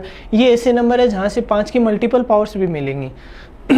तो हमें क्या करना है, अगर नंबर ऑफ जीरोज पूछा जाए तो जो क्वेश्चन में जो नंबर दे रखा है, जैसे यहाँ पर 1000 दे रखा है, हमें उसमें 5 का भाग देना है। ठीक है, अभी हमने 1000 के अंदर 5 का भाग दिया तो आंसर कितना है 200। हमें 200 के अंदर फिर से 5 का भाग देना है। ठीक है, तो यहाँ से कितना आएगा 40 है ना। हमें क्या करना है कि इसका जो ये भागफल जो आ रहा है उसको तब तक 5 से डिवाइड किया जाना है, तब तक कि ये जो भागफल है ये 5 से छोटा ना आ जाए। ठीक है, तो 40 के अंदर फिर से अपन 5 का भाग देंगे तो कितना आएगा 8 आएगा। फिर 8 के अंदर फिर से भाग देंगे तो कितना आएगा 1 आएगा। हमें इसमें जो हम जब इसमें डिवाइड कर रहे हैं तो हमें सिर्फ भागफल से मतलब है, रिमाइंडर कुछ भी आए, हमें फ्रैक्शनल वैल्यूज़ नहीं लेनी है। हमें जो इससे होल नंबर जो आ रहा होगा इसका जो भागफल के बाद में, हमें सिर्फ उसी को कंसिडर करना है। ठीक है, तो अब देखो यहाँ पर 5 का भाग देने के बाद में जो अपने पास में वैल्यूज़ आ रही हैं, जैसे यहाँ से अपने पास में 200 आई थी, फिर अपने पास में 40 आई थी, फिर अपने पास में 8 आई थी, फिर अपने पास में 1 आई है। हमें क्या करना है कि इन सब का सम कर लेना है। तो 200 प्लस में 40 प्लस 8 प्लस 1, तो ये कितना हो जाएगा 249 हो जाएगा। तो 1000 फैक्टोरियल है, उसमें नंबर ऑफ फैक्टर्स कितने हो जाएंगे, तो 1000 फैक्टोरियल है उसके अंदर नंबर ऑफ जीरोज कितने हो जाएंगे, तो कितने हो जाएंगे 249 हो जाएंगे। ठीक है, ऐसे में अगर कोई दूसरा क्वेश्चन आपको बोलूं तो जैसे अपने को क्वेश्चन में बोला जाए कि 500 फैक्टोरियल है, तो इसके अंदर हमें पूछा जाए कि नंबर ऑफ जीरोज, तो अब 500 है तो मैं अभी डायरेक्ट इसको करूँगा। 500 में 5 का भाग दिया हमने, अपने पास में आंसर कितना आया 100 आया। 100 में हम फिर से 5 का भाग देंगे, कितना आएगा आंसर 20 आएगा। 20 में हम फिर से 5 का भाग देंगे तो आंसर कितना आएगा 4 आएगा। ठीक है, 4 के अंदर 5 का भाग नहीं जाना है क्योंकि 4 वो 5 से छोटी संख्या होगी है। ठीक है, तो हमें क्या करना है, ये जो ऊपर वाले जो कोशेंट हैं इन सबको ऐड कर लेना है, तो ये कितना हो जाएगा 124 हो जाएगा। ठीक है, ये इसके अंदर नंबर ऑफ जीरोज हो जाएंगे। ऐसे मान लो कि कोई ऐसा नंबर दिया हुआ जाए कि 496 आ जाए। ठीक है, 496 फैक्टोरियल है, इसमें नंबर ऑफ जीरोज पूछा जाए तो हमें फिर से वही प्रोसेस करनी है। 496 है, इसके अंदर 5 का भाग देना है, तो 495 होता है, उसके अंदर 5 का भाग जाता है कितनी बार 95 बार 99 बार जाता है, तो यहाँ से क्या आ जाएगा अपने पास में 99। अब देखो अगर 5 का 496 में भाग देंगे तो 99 टाइम्स तो जाएगा, उसके बाद में 0.2 है वो एक्स्ट्रा में आएगा। बट मैंने अभी थोड़ी देर पहले आपको बोला था कि हमें फ्रैक्शनल वैल्यूज़ हैं उनको कंसीडर नहीं करना है, हमें सिर्फ और सिर्फ जो भाग देने पर जो अपने पास में होल नंबर आ रहे हैं हमें सिर्फ और सिर्फ उन्हीं को कंसीडर करना है। तो यहाँ से 99.2 आता, बस 0.2 को हमें कंसीडर नहीं करना है। फिर हम वापस क्या करेंगे, इसके अंदर 99 के अंदर 5 का भाग देंगे तो ये 19 टाइम तो जाता है, उसके बाद में रिमाइंडर अपने पास में बचता है 4, तो हम 4 को कंसीडर नहीं करेंगे। जो अपने पास में भाग फल पूरा का पूरा आ रहा होगा हम उसी को कंसीडर करेंगे। 5 का 19 में भाग देंगे तो 3 बार भाग जाता है, रिमाइंडर बचता है 4, हम उस 4 को कंसीडर नहीं करेंगे। अब जो ऊपर जिन में भाग दिया अपन ने 99 टाइम्स आया था, 19 बार आया था, 3 बार आया था, हम इन तीनों को ऐड कर लेंगे। तो 99 और 19 कितना हो जाएगा 118, 118 प्लस 3 कितना हो जाएगा, 121 हो जाएगा। ठीक है, तो ये नंबर ऑफ जीरोज़ वाला जो कंसेप्ट था ये ऐसे क्लियर हो गया। अब हमें क्वेश्चन में कोई ज़रूरी नहीं है ना कि हमेशा नंबर ऑफ जीरोज़ ही पूछा जाए, हमें ऐसे भी पूछ सकते हैं कि कोई नंबर दे रखा है n फैक्टोरियल, उसके अंदर 31 की पावर n कितनी टाइम्स हो सकती हैं, तो n की वैल्यू पूछी जा सकती है। जैसे मैं अगर एग्जांपल बोलूँ तो 1000 थोड़ा बड़ा एग्जांपल हो जाएगा, अभी थोड़ा छोटा एग्जांपल लेता हूँ मैं। 200 फैक्टोरियल है, ठीक है, हमें इसमें पूछा जाए कि 200 फैक्टोरियल में 7 की पावर n क्रिएट होंगी, ठीक है, तो हमें यहाँ पर n की मैक्सिमम वैल्यू पूछी जाए।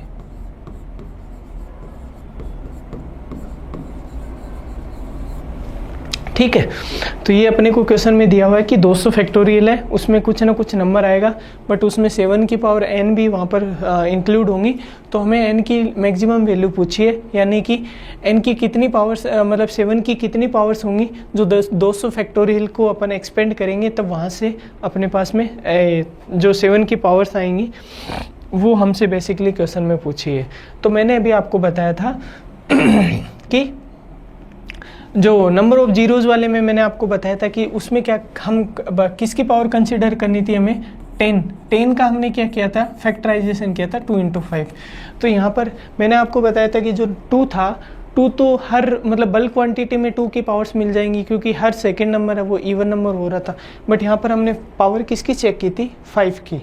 ठीक है, वैसे यहाँ पर है 7 है, तो हम देखो अगर इसको एक्सपेंड करेंगे ऐसे 1 2 3 4 × 5 × 6 × 7 × 8 है ना, ऐसे अपन इसको एक्सपेंड करते जाएंगे कितना कहाँ तक। इस क्वेश्चन में 200 दे रखा है तो 200 तक एक्सपेंड करेंगे। तो देखो 1 2 3 4 5 6, ये 6 नंबर को छोड़ने के बाद में जो 7th टर्म आ रही है उसमें 7 की पावर 1 अपने को यहाँ से अपन प्राप्त कर रहे हैं ना। तो यहाँ पर बेसिकली क्या हो रहा था, जो लास्ट क्वेश्चन था उसमें मैंने आपको बताया कि हर 5 के पेयर के अंदर अपने को 5 की एटलीस्ट एक पावर तो मिल ही रही है, बट यहाँ पर हमें 7 की पावर n पूछी गई है। तो यहाँ पर देख रहे हैं अपन कि ये जो 7 का जो एक पेयर बन रहा है, इसके अंदर से हमारे पास में 7 की पावर 1 है, वो हम प्राप्त कर रहे हैं। ठीक है, तो हमें 7 की पावर n पूछा है, तो हम क्या करेंगे, इतनी देर हम 5 का भाग दे रहे थे, अभी हम जो भी फैक्टोरियल दे रखा होगा उसके अंदर हम 7 का भाग देंगे। ठीक है, तो सॉरी, तो 200 है, 200 के अंदर अपन 7 का भाग देंगे, तो इसके अंदर 7 का भाग देंगे तो कितनी बार जाएगा, 7 दूनी 14, बच्चे 6 0, 7 × 8 26 होता है। ठीक है, 7 × 8 56 होता है। फिर हम इसके अंदर फिर से 7 का भाग देंगे तो ये कितना आ जाएगा, 4 आ जाएगा। ठीक है, इसके अंदर आगे भाग नहीं जाएगा। ठीक है, तो 18 + 4 कितनी हो जाएंगी, 32।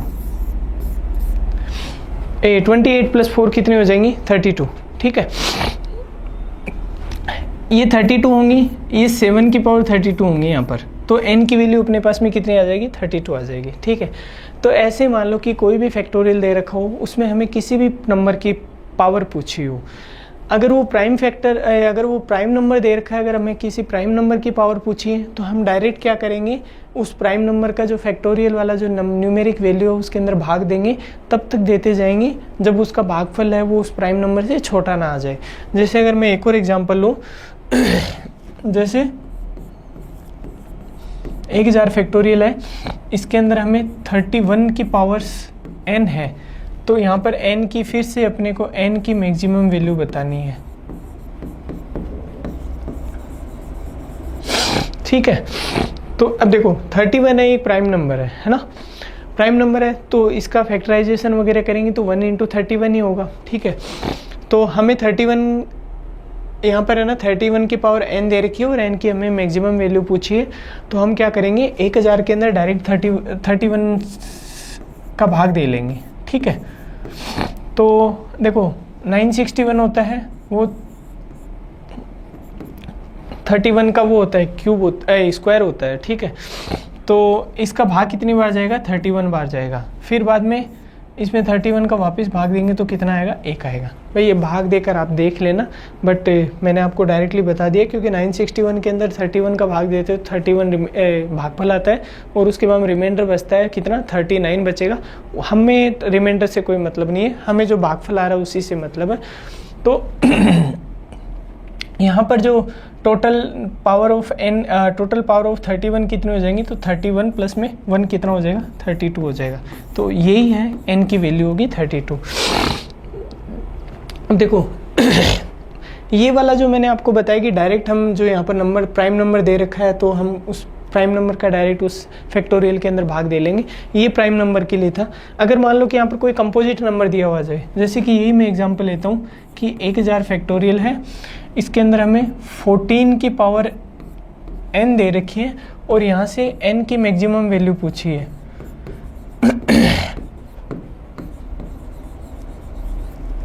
ठीक है, हमें 1000 फैक्टोरियल दे रखा है, उसमें हमें 14 की पावर n अपने को क्वेश्चन में बताया है और अपने को n की मैक्सिमम वैल्यू पूछी है, ये क्वेश्चन में पूछा गया है। ठीक है, तो हमें क्या करना है, देखो यहाँ पर 14 है, 14 एक प्राइम नंबर नहीं है, 14 एक कंपोजिट नंबर है जिसका फैक्टराइजेशन होता है 2 × 7।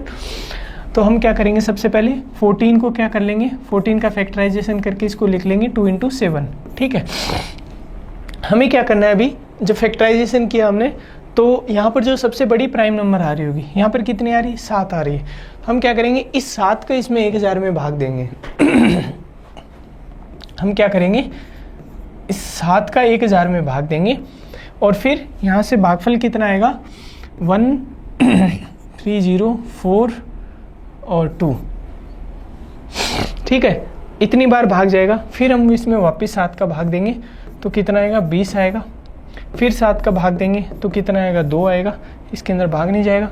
तो ये जो ऊपर वाली जो नंबर है इन सबको अपन ऐड कर लेंगे। तो 142 + 20 कितना हुआ, 162, 162 + 2 कितना हो गया, 164। तो यहाँ पर n की वैल्यू कितनी आ जाएगी, 164 आ जाएगी। ठीक है, तो भाई देखो मैंने आपको दोनों की दोनों चीज़ें बता दी हैं कि अगर यहाँ पर 40 मतलब कि यहाँ पर कोई भी नंबर दिया हुआ हो, मान लो कि a नंबर दिया हो, 1000 फैक्टोरियल है, उसमें a की पावर n दिया हुआ है और a है, यदि a है वो प्राइम नंबर है तो हम क्या करेंगे, डायरेक्ट जो नंबर दे रखा होगा वहाँ पर फैक्टोरियल वाला, उसके अंदर a का डायरेक्ट भाग देते रहेंगे, तब तक देते रहेंगे जब भागफल की वैल्यू है वो प्राइम नंबर से छोटी ना आ जाए। ठीक है, फिर जितने भी भागफल अपने पास में आए थे उन सबको अपन ऐड करेंगे और वहाँ से नंबर ऑफ पावर से उसके निकाल लेंगे। ठीक है, अभी मैंने आपको एक कंपोजिट नंबर वाला भी बता दिया है। कंपोजिट नंबर वाले में क्या करना है कि सबसे पहले उसका हम प्राइम फैक्टराइजेशन करेंगे। प्राइम फैक्टराइजेशन करेंगे, उसके बाद में जो सबसे बड़ी से बड़ी पावर होगी हम उसको जो प्राइम फैक्टराइजेशन करने के बाद में जो सबसे बड़ी से बड़ी प्राइम नंबर होगी हम उसको कंसीडर करेंगे, उसी को हम यहाँ पर प्राइम नंबर मान के और उसमें भाग देंगे। तो मैंने क्या किया कि 14 का जो फैक्टराइजेशन किया हमने तो वो 2 × 7 आया और 2 × 7 में हमने फिर यहाँ पर 7 है वो लार्जेस्ट प्राइम नंबर है, तो 1000 के अंदर हम 7 का भाग देंगे, फिर 142 के अंदर ऐसे ऐसे भाग वाली जो प्रोसेस है वो सेम टू सेम रहेगी और इससे बाद में n की वैल्यू अपने पास में आ जाएगी। ठीक है, तो प्राइम नंबर के कंसेप्ट में हमें डायरेक्ट प्राइम नंबर का भाग दे लेना है और अगर कंपोजिट नंबर दे रखा है तो कंपोजिट नंबर में हमें पहले उसका प्राइम फैक्टराइजेशन करना है और उसके अंदर जो लार्जेस्ट प्राइम नंबर होगी उसका हमें नंबर के अंदर भाग देना और तब तक भाग देते रहना है जब तक वो उस जो लार्जेस्ट प्राइम नंबर है उससे छोटी अपने पास में वैल्यू प्राप्त ना हो जाए। और फिर जो अपने पास में जो उसके रिजल्ट आए थे उन सबको ऐड करके और लास्ट में जो आंसर है वो निकाल लेना है। ठीक है, अभी कुछ नंबर ऑफ फैक्टोरियल्स के कुछ एग्जांपल्स देखते हैं अपन।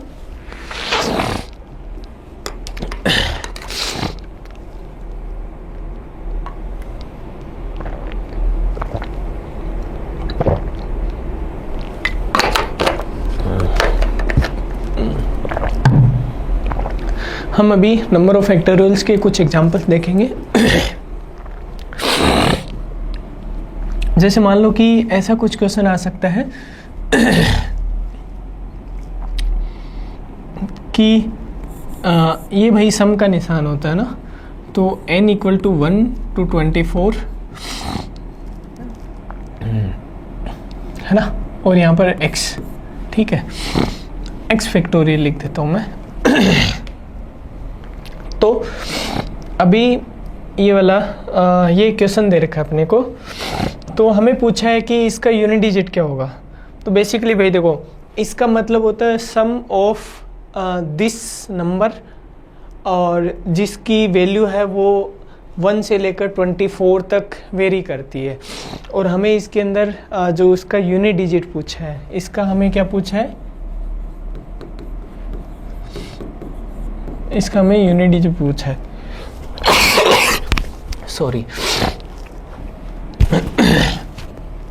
इसका हमें यूनिट डिजिट पूछा है, ठीक है।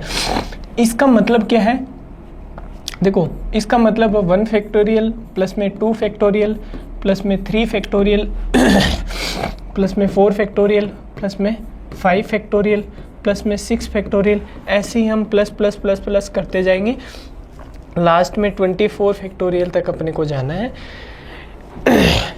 ये पूरा का पूरा जो ये नंबर दे रखा है, हमें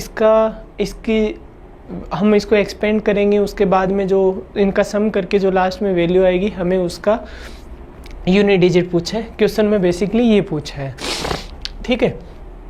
तो देखो भाई, कुछ चीज़ें जो हमने अभी देखी थी, 1 फैक्टोरियल उसको लिखते हैं 1, 2 को लिखते हैं 2 इंटू 1, 3 को लिखते हैं 3 इंटू 2 इंटू 1, 4 को लिखते हैं 4 इंटू 3 इंटू 2 इंटू 1, 5 वाले को क्या लिखेंगे, 5 इंटू 4 इंटू 3 इंटू 2 इंटू 1। अब देखो 5 है, 5 से पहले जितने भी थे, 1 फैक्टोरियल था, 2 फैक्टोरियल था, 3 फैक्टोरियल था, 4 फैक्टोरियल था ना, इसमें हमें कहीं भी 5 नहीं मिल रहा था। क्यों? क्योंकि सारे के सारे 5 से छोटे थे, तो हमें वही छोटे जो नंबर्स होंगे उनका आपस में मल्टीपल करना होता, तो यहाँ पर 5 की पावर से वो अपने पास में आई नहीं थी।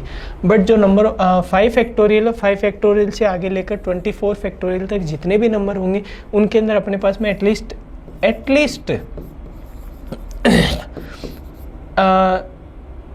एक बार 5 तो आएगा ही आएगा उसमें, ठीक है। और हमें पता है कि अगर यहाँ पर 5 तो आ गया है, इससे पहले अपने पास में 2 की पावर्स भी आ ही जाएंगी, तो मतलब कि यहाँ से क्या हो जाएगा, 5 इंटू 2 10 तो अपने पास में बन ही जाएगा। तो इसका जो 5 फैक्टोरियल से लेके आगे जितने भी नंबर्स होते हैं, उनका यूनिट डिजिट होता है वो हमेशा 0 होता है। एग्जाम्पल लेके बताऊँ तो 5 फैक्टोरियल है, 5 फैक्टोरियल को हम क्या लिखेंगे, 5 इंटू 4 इंटू 3 इंटू 2 इंटू 1, तो 5 इंटू 4 20, 20 3 60, 60 दूनी 120, तो 120 आ गया। 120 का यूनिट डिजिट कितना आया, 0 आया, ठीक है। वैसे अपन 6 फैक्टोरियल को लिखेंगे तो 6 into 5 into 4 into 3 into 2 into 1 equal to तो 1 into 2 2, 2 into 3 3, 6, 6 into 4 24, 24 into 5 120, 120 into 6 कितना हो गया, 720 हो गया। इसका भी हमारे पास में लास्ट का यूनिट डिजिट कितना है, 0 आया है। तो इससे क्या पता चल रहा है कि 5 फैक्टोरियल है, इसके आगे के जितने भी नंबर्स होंगे उन सब का यूनिट डिजिट आएगा वो हमेशा 0 आएगा। तो अगर हम इन सब का सम करेंगे, 120 में मैं 720 जोड़ूंगा तो कितना आ जाएगा, 840 आ जाएगा। बट इसका भी यूनिट डिजिट 0 ही आ रहा होगा। इसका मतलब कि ये जो जितना भी इधर वाला जो पूरा का पूरा हमें एक्सपेंशन करेंगे इसको, तो इसका यूनिट डिजिट हमेशा क्या आएगा, 0 आएगा, ठीक है। तो इतने पार्ट का तो यूनिट डिजिट आ रहा है वो 0 आ रहा है, ये हमें पता चल गया, ठीक है। हमें सिर्फ और सिर्फ इनका देखना है, ठीक है। तो हमें सिर्फ और सिर्फ इसका देखना है, इधर वाले का, जो इधर वाला पोर्शन है इसका। तो देखो 1 फैक्टोरियल है, इसका वैल्यू क्या आई, 1 आई है। 2 फैक्टोरियल है, उसकी वैल्यू क्या आई है, 2 आई है। 3 फैक्टोरियल है, उसका क्या है, 3 इंटू 2 कितना आ गया, 6 आ गया। तो 1 + 2 + 6 कितना हो गया है, 9 हो गया है, ठीक है। इन तीनों का सम कितना हो गया, 9 हो गया है। उसके बाद में 4 फैक्टोरियल का कितना है, 4 इंटू 3 24 आ जाएगा इसका ना, तो इसका कितना आ गया, 24 आ गया। तो 24 + 9 है, इसको अपन ऐड करेंगे तो कितना आ जाएगा, 33 आ जाएगा। ठीक है, मैं एक बार दोबारा क्रॉस चेक कर लेता हूँ कि 4 है, 4 × 12 = 24, 24 और 36 2 32 1 33। ठीक है, तो देखो इतना जो पोर्शन था 5 फैक्टोरियल से आगे का जितना भी पोर्शन था उसके अंदर हमेशा जो यूनिट डिजिट आ रहा था वो 0 आ रहा था, और जो 4 फैक्टोरियल से पहले वाला जो नंबर है उनके अंदर यूनिट डिजिट है वो क्या आ रहा है, 3 आ रहा है। तो इन दोनों को अगर अपन ऐड करेंगे तो इसका यूनिट डिजिट कितना आ जाएगा, 3 आ जाएगा। ठीक है, तो इससे हमें पता क्या चला, इससे हमें ये पता चला कि हम अगर सीरियल वाइज जो भी अपने पास में नंबर ऑफ जो फैक्टोरियल दे रखे होते हैं उन सब का अगर ऐड कर रहे हैं तो उसका यूनिट डिजिट है वो हमेशा 3 ही आएगा। ठीक है, क्यों? क्योंकि अगर मान लो कि मैं दूसरा एग्जांपल लेता हूँ, मान लो कि अभी मैंने आपको पहले वाले एग्जांपल में बताया था 1 से लेकर 24 फैक्टोरियल तक उन सब का सम करना है और उसका यूनिट डिजिट हमसे पूछा था। अभी मैं मान लो कि दूसरा एग्जांपल लेता हूँ, दूसरा एग्जांपल में ले रहा हूँ कितना, 1000 फैक्टोरियल मैंने ले लिया। ठीक है, अभी 1000 फैक्टोरियल है, इसको हम वापस 1000 फैक्टोरियल है, सॉरी वापस मैं उसी फॉर्म में लिखता हूँ क्योंकि अपने को तो सम करना है ना फैक्टोरियल का। तो ये summation of x factorial where n tends to 1, n tends from 1 to 1000। ठीक है, तो हम इसको ऐसे एक्सपेंड करेंगे 1 फैक्टोरियल प्लस में 2 फैक्टोरियल प्लस में dash dash dash dash dash और 1000 फैक्टोरियल। ठीक है, तो यहाँ पर देखो 5 फैक्टोरियल आएगा, उससे पहले 3 आएगा, उससे पहले 4 आएगा। ठीक है, अब बट 5 फैक्टोरियल के आगे वाले जितने भी फैक्टोरियल्स होंगे इन सब का यूनिट डिजिट कितना आएगा, 0 आएगा। ठीक है, इससे पहले वाला 4 वाले की वैल्यू आती है 24 और 3 वाले की आती है 6। 24 + 6 कितना हो जाएगा, 30 हो जाएगा, और उसके पहले में 2 और 1 इन दोनों को ऐड करेंगे 3 हो जाएगा, तो 30 और 3 कितना हो जाएगा, 33 हो जाएगा। यहाँ वाले से जो यूनिट डिजिट है वो आ रही थी 0, इसकी आ रही है 3, तो इन दोनों को अगर अपन ऐड करेंगे तो यूनिट डिजिट कितने आ जाएगी, 3 आ जाएगी। तो ये चीज़ याद रख लेना कि अगर हम सीरियल वाइज जो भी नंबर्स हैं, जो फैक्टोरियल्स हैं, अगर उनका सम कर रहे हैं और वो वैल्यू है जो फैक्टोरियल्स हैं उनका सम कर रहे हैं और वो वैल्यू है वो एटलीस्ट 5 से ग्रेटर देन है ना, अगर 4 तक होगी तो भी 33 आएगा, बट अगर 4 से कम होगी, जैसे मान लो कि अगर यहाँ पर ऐसे दिया होता कि 1 से लेकर 3 तक जो फैक्टोरियल है उनका सम करना है, तो भाई वो 6 प्लस यहाँ से 6 + 2 + 1 9 आएगा ना उसका सम, तो उसका यूनिट डिजिट 9 हो जाएगा। बट अगर जो वैल्यू है वो अगर 5 फैक्टोरियल से आगे दे रखी है तो इसका यूनिट डिजिट है वो हमेशा 3 ही आएगा। ठीक है, तो एक आप ये चीज़ ध्यान रख लेना फैक्टोरियल वाले क्वेश्चंस में। फिर हम मान लो कि कुछ ऐसे क्वेश्चंस आ जाएं, जैसे मैं लिखता हूँ कि यहाँ पर 200 फैक्टोरियल है इंटू 295 फैक्टोरियल है इंटू 341 फैक्टोरियल है। इसमें अपने को नंबर ऑफ जीरोस पूछे हों, तो इसमें भाई क्या करना है, सबसे पहले हमें क्या करना है कि 200 फैक्टोरियल है, इसके अंदर सेम टू सेम वही प्रोसेस है वो अप्लाई करना है। ठीक है, 200 फैक्टोरियल है, उसमें नंबर ऑफ जीरोस पूछे हैं अपने को, तो हम क्या करेंगे 5 का भाग देंगे, तो 200 के अंदर 5 का भाग देंगे कितना आएगा 40, 40 के अंदर फिर से 5 का भाग देंगे 8 आएगा, 8 के अंदर फिर से 5 का भाग देंगे 1 आएगा, हम इन सब का सम कर लेंगे 49 आ जाएगा। ठीक है, 295 है, 295 के अंदर अपन 5 का भाग देंगे तो कितना आएगा 295 के अंदर 5 का भाग देंगे तो वो आ जाएगा 59 आ जाएगा ना। 59 के अंदर फिर से 5 का भाग देंगे तो कितना आएगा 11 आएगा। 11 के अंदर 5 का भाग देंगे 2 आएगा, तो यहाँ से 59 और 11 72 आ जाएगा। ठीक है, फिर 341 है, 341 के अंदर भाग देंगे 5 का तो कितना आ जाएगा 68 आ जाएगा, है ना। 68 के अंदर फिर से 5 का भाग देंगे तो 13 आएगा, 13 के अंदर फिर से देंगे 2 आएगा, तो ये कितना हो जाएगा, ये 83 हो जाएगा। ठीक है, हमें क्या करना है कि 83, 72 और 49 इन तीनों को ऐड कर लेना है। ठीक है, जब यहाँ पर बीच में मल्टीपल का निशान आ रहा हो तो हमें क्या करना है कि इन सबको ऐड कर लेना है। ठीक है, तो देखो 83 और 72 कितने हो जाएंगे, 155 हो जाएंगे। 155 के अंदर अगर 49 ऐड करेंगे तो हो जाएगा 204। ठीक है, तो यहाँ पर नंबर ऑफ जीरोज कितने आएंगे, टोटल 204। ठीक है, बट ये कब कंडीशन होगी, हम कब इनको जो अलग अलग हमने सेपरेट जो नंबर ऑफ जीरोज निकाले इन सबको कब हम ऐड करेंगे, जब यहाँ पर बीच में जो साइन आ रहा है वो क्या आ रहा है, मल्टीपल का आ रहा है। अगर मल्टीपल का साइन आ रहा है तभी हम इन जो 49, 72 और 83 आया इन सबको प्लस करेंगे। ठीक है, बट अगर यहाँ पर बीच में प्लस का साइन आ जाए, प्लस का साइन आ जाएगा तो क्या होगा, मान लो मैं वही एग्जांपल वापस लेता हूँ, 200 फैक्टोरियल प्लस में 295 फैक्टोरियल प्लस में 341 फैक्टोरियल, और हमें इसमें पूछा हो नंबर ऑफ जीरोज। ठीक है, तो इसमें हमें नंबर ऑफ जीरोज पूछा हो, तो हमने अभी इसके कितने फाइंड किए थे, 49, इसके कितने किए थे, 72, हाँ, और इसके कितने हैं अपने पास में, 83। देखो अगर हमारे पास क्वेश्चन में अगर बीच में मल्टीपल वाला साइन दे रखा है तब हमें क्या करना है, इन तीनों को ऐड करना है। बट अगर बीच में अगर प्लस का निशान दे रखा है तो जो सबसे लोवेस्ट वैल्यू होगी हमें सिर्फ उसी को कंसीडर करना है, वही हमारा फाइनल आंसर होगा। ठीक है, देखो ये वाला था क्वेश्चन, इसमें क्या था, इसमें मल्टीप्लाई हो रहा था, मल्टीप्लाई होगा तो देखो यहाँ से 49 जीरोज आएंगे, फिर यहाँ से 72 जीरोज आएंगे।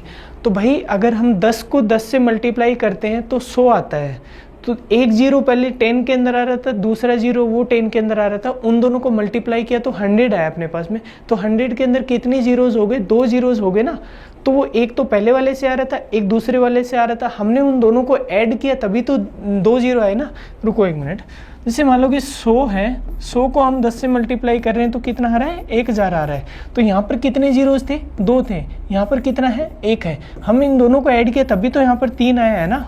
ऐसे अगर मान लो मैं कोई और एग्जांपल लेता हूँ, जैसे 100 × 100 किया तो इसमें क्या आएगा, 4 टाइम्स 0 आएंगे, 100 जो 10,000 आएगा। तो यहाँ पर देखो 2 थे, यहाँ पर भी 2 थे, तभी तो यहाँ पर ये 2 + 2 जोड़ के यहाँ पर 4 आ गए ना। तो जब बीच में मगर मल्टीपल का साइन होता है तो जो नंबर ऑफ जीरोज है वो हमेशा ऐड होंगे। बट अगर मैं यही सेम सिनेरियो लूँ अगर प्लस वाले में, ठीक है, अगर मैं यही सेम कंडीशन लूँ प्लस वाले में, तो प्लस वाले में मान लो मैं ऐसे लिखूँ कि 10 + 10, तो इसकी वैल्यू कितनी है, 20।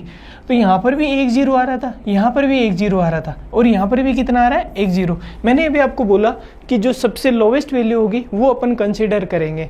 इसका मैं कोई दूसरा एग्जांपल देता हूँ जो सम वाला है, इसका मैं कोई दूसरा एग्जांपल देता हूँ। जैसे मान लो कि एक अपने पास में नंबर लिखा हुआ है 1 लाख है ना, एक हमारे पास में नंबर लिखा हुआ है 1000।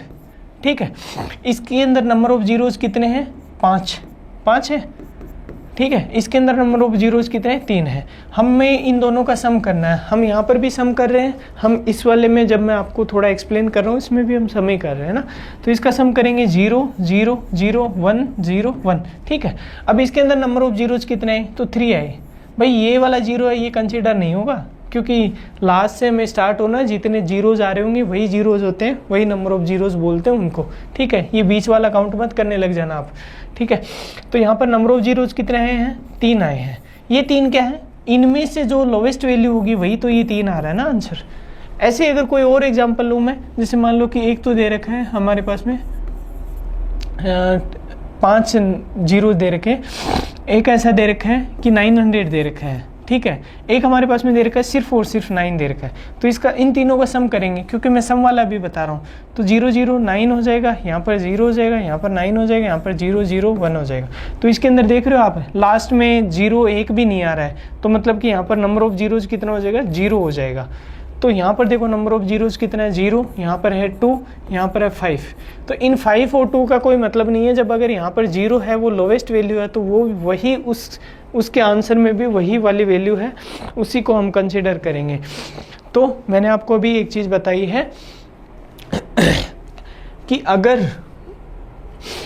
अगर फैक्टोरियल वाले जो कंसेप्ट, फैक्टोरियल वाले कुछ वैल्यूज़ दे रखी हैं उनके बीच में मल्टीपल का साइन है, तब हमें नंबर ऑफ जीरोस पूछा जाए तो हमें क्या करना है कि जितने भी हम सेपरेट इन सब का नंबर ऑफ जीरोस निकालेंगे और उनसे जो नंबर ऑफ जीरो जाएंगे उन सबको प्लस करेंगे, ठीक है। बट ये वाली कंडीशन है, ये सिर्फ बीच में अगर मल्टीपल का साइन आ रखा होगा तभी होगी, ठीक है। बट अगर बीच में अगर सम का साइन आ गया है, सम का साइन आ गया तो जो सबसे लोवेस्ट वैल्यू आ रही होगी नंबर ऑफ जीरोस की, हम उसी को फाइनल आंसर मानेंगे, ठीक है। तो यहाँ पर 200 फैक्टोरियल प्लस में 295 फैक्टोरियल प्लस में 341 फैक्टोरियल था, ये 341 फैक्टोरियल था। तो हम इन सब के नंबर ऑफ जीरोस हमने निकाले, 49 आया एक में 72 आया, एक में 83 आया। तो हम क्या करेंगे कि इनके अंदर इनके जो नंबर ऑफ जीरोस निकाले, इनके अंदर जो सबसे लोवेस्ट वैल्यू आ रही होगी वही हमारा फाइनल आंसर होगा। तो इस क्वेश्चन के अंदर जो नंबर ऑफ जीरोस अगर पूछे जाएंगे तो इसका आंसर क्या हो जाएगा, 49 हो जाएगा, ठीक है भाई। आज थोड़ी मेरी तबीयत ख़राब है, तो हम आज का जो टॉपिक है उसको यहीं पे फिनिश करते हैं। फैक्टोरियल्स के कुछ अच्छे क्वेश्चंस होंगे, वो हम बाद में भी देख लेंगे नेक्स्ट क्लास में। मैं उम्मीद करता हूँ आपको ये समझ में आया होगा, ठीक है। Thank you.